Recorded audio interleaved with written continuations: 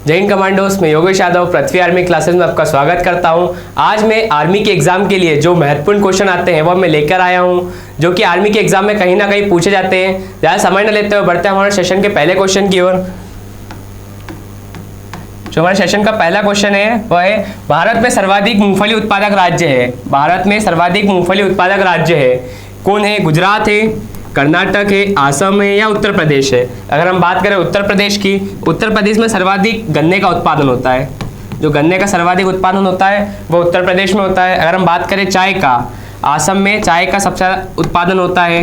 अगर हम बात करें कॉफ़ी का, तो जो कॉफ़ी का सर्वाधिक उत्पादन होता है वह कर्नाटक में होता है। आपके पास ऑप्शन एक बचता है, गुजरात। बिल्कुल ये राइट आंसर होगा। आपके पास एक शॉर्ट ट्रिक भी इसको याद रखने के लिए, नमक।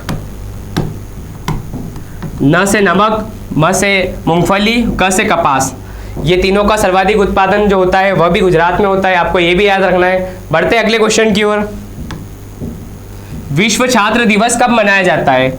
विश्व छात्र दिवस कब मनाया जाता है? 5 सितंबर, 15 अक्टूबर, 12 जनवरी या 21 जून? अगर हम बात करें 21 जून की, 21 जून को योग दिवस मनाया जाता है।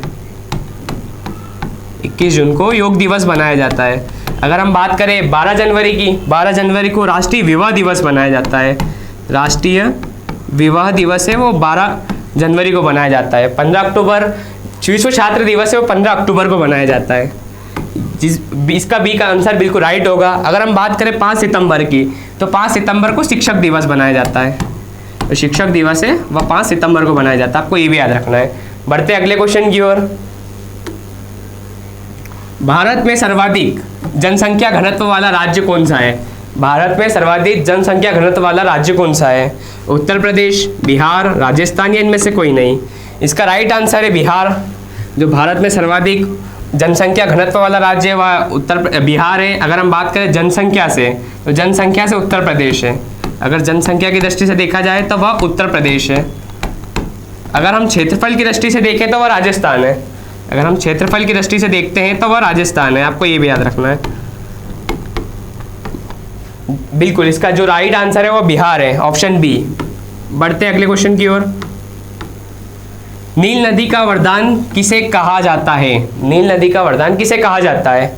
कोसी नदी, मिश्र, गोदावरी या इनमें से कोई नहीं? नील नदी का वरदान किसे कहा जाता है? तो नील नदी का वरदान है वह मिश्र नदी को कहा जाता है। इसका आंसर जो बी, जिस भी का कमांडो सोच रहे होंगे वह बिल्कुल राइट है। बढ़ते अगले क्वेश्चन की ओर। डॉक्टर भीमराव अंबेडकर के समाधि स्थल को क्या कहते हैं? डॉक्टर भीमराव अंबेडकर के समाधि स्थल को क्या कहते हैं? चैत्र भूमि, किसान घाट, वीर भूमि या विजय घाट? अगर हम बात करें विजय घाट, तो ये पंडित जवाहरलाल नेहरू का समाधि स्थल है। अगर हम बात करें वीर भूमि, तो वीर भूमि राजीव गांधी जी का समाधि स्थल है। अगर हम बात करें किसान घाट, तो वह चौधरी चरण सिंह जी का समाधि स्थल है। तो आपके पास ऑप्शन एक बचता है, चैत्र भूमि। जो डॉक्टर भीमराव अंबेडकर का समाधि स्थल है वह चैत्र भूमि है। ए बिल्कुल राइट आंसर है। बढ़ते हैं अगले क्वेश्चन की ओर। भारतीय संविधान का कौन सा अनुच्छेद निर्वाचन आयोग से संबंधित है? भारतीय संविधान का कौन सा अनुच्छेद निर्वाचन आयोग से संबंधित है? अनुच्छेद 356, अनुच्छेद 352, अनुच्छेद 324 या अनुच्छेद 360? तो इसका राइट आंसर है वह अनुच्छेद 324। सी इज करेक्ट आंसर है। भारतीय संविधान का कौन सा अनुच्छेद निर्वाचन आयोग से संबंधित है? तो अनुच्छेद 324 है। आपको याद रखना है। बढ़ते अगले क्वेश्चन की ओर। OMR का फुल फॉर्म क्या है? OMR का फुल फॉर्म क्या है? आर्मी के एग्जाम का यह बहुत महत्वपूर्ण क्वेश्चन है, जो कि आर्मी के एग्जाम में हर बार पूछा जाता है। Optical mark recognition, optical marking, optical mark या इनमें से कोई नहीं? इसका राइट आंसर है वो ऑप्शन ए है, ऑप्टिकल मार्क। OMR का जो फुल फॉर्म है ऑप्टिकल मार्क रिकॉग्निशन है। जो भी सोच रहे हैं कमांडोज ऑप्शन ए सोच रहे हैं वो बिल्कुल राइट है। बढ़ते अगले क्वेश्चन की ओर। हरदयाल एक महान बुद्धिजीवी का संबंध था। हरदयाल एक महान बुद्धिजीवी का संबंध था, वह किस पार्टी से था? गदर पार्टी, असहयोग आंदोलन, चंपारण या चोरा चोरी? तो इसका जो राइट आंसर है वह गदर पार्टी है। अगर हम बात करें असहयोग आंदोलन है यह 1920 में हुआ था। अगर हम बात करें चंपारण आंदोलन, यह 1917 में हुआ था। अगर हम बात करें चोरा चोरी कांड की, जो कि 1922 में हुआ था। आपको ये भी याद रखना है कि असहयोग आंदोलन हुआ था वो 1920 में हुआ था, चंपारण 1917 में हुआ था, और चोरा चोरी जो आंदोलन हुआ था वो 1922 में हुआ था। बढ़ते हैं अगले क्वेश्चन की ओर। भारत का राष्ट्रीय पक्षी क्या है? भारत का राष्ट्रीय पक्षी क्या है? तोता, बुलबुल, मोर या इनमें से कोई नहीं। भारत का राष्ट्रीय पक्षी है वह मोर है, और जो यह 1963 में लागू हुआ था, घोषित किया गया था। 1963 में इसे घोषित किया गया था। भारत का राष्ट्रीय पक्षी क्या है? तो वह मोर है, और इसे आर्मी के एग्जाम में बहुत बार पूछा था कब घोषित हुआ था। यह 1963 में घोषित हुआ था। बढ़ते अगले क्वेश्चन की ओर। एवरेस्ट पर विजय प्राप्त करने वाली पहली भारतीय महिला कौन थी? एवरेस्ट पर विजय करने वाली पहली भारतीय महिला कौन थी? जुनको तबाई, शेरपा, बछेंद्री पाल या इनमें से कोई नहीं। तो अगर एवरेस्ट पर विजय प्राप्त करने वाली पहली भारतीय कौन थी? तो वह बछेंद्री पाल थी। अगर विश्व की बात की जाए तो जुनको तबाई थी। विश्व में अगर बात की जाए तो वह जुनको तबाई थी।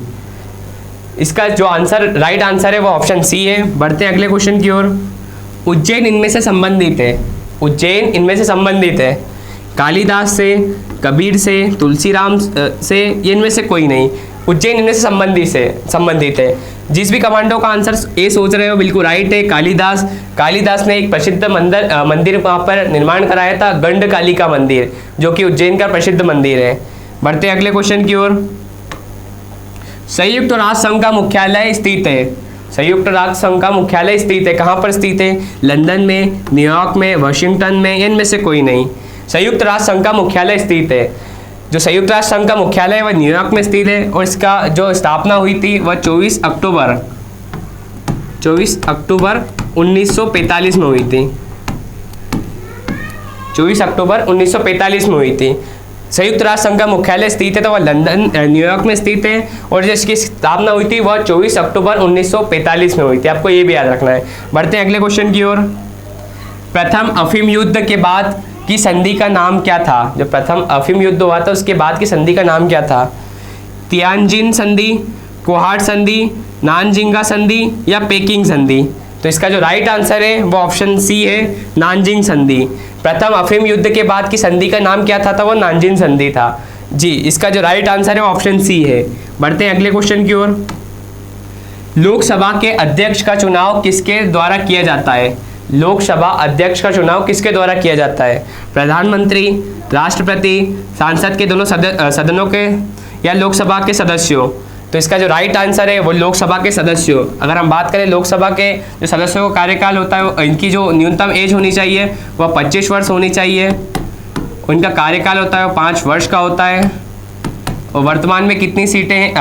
अभी जो टोटल सीटें होती है वो इनकी 552 होती हैं, और वर्तमान में कितनी है? तो 545 है। आपको ये भी याद रखना है, वर्तमान में 545 सीटें हैं।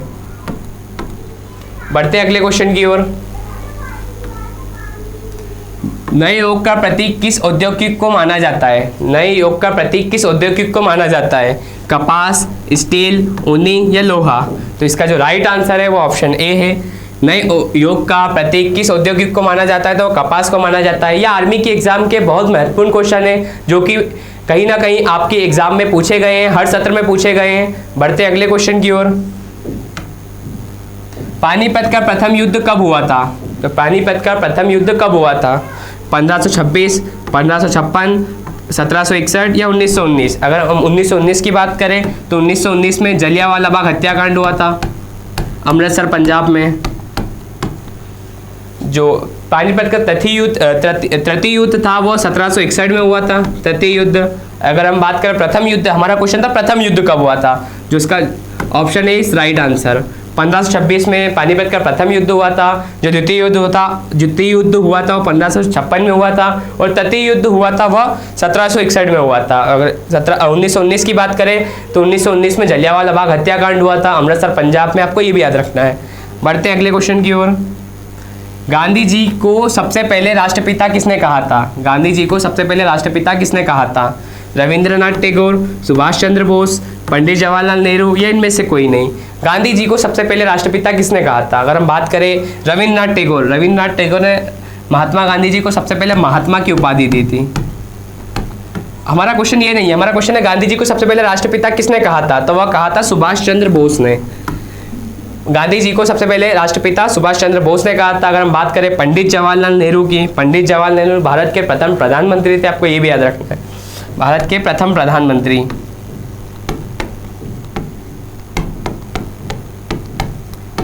बढ़ते हैं अगले क्वेश्चन की ओर। एसबीआई का मुख्यालय कहाँ स्थित है? एसबीआई का मुख्यालय कहाँ पर स्थित है?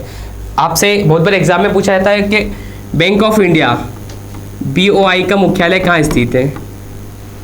तो बीओआई का मुख्यालय भी मुंबई में स्थित है और एसबीआई का मुख्यालय मुंबई में स्थित है। अगर हम बात करें गुजरात की, गुजरात में बैंक ऑफ बड़ौदा का मुख्यालय है,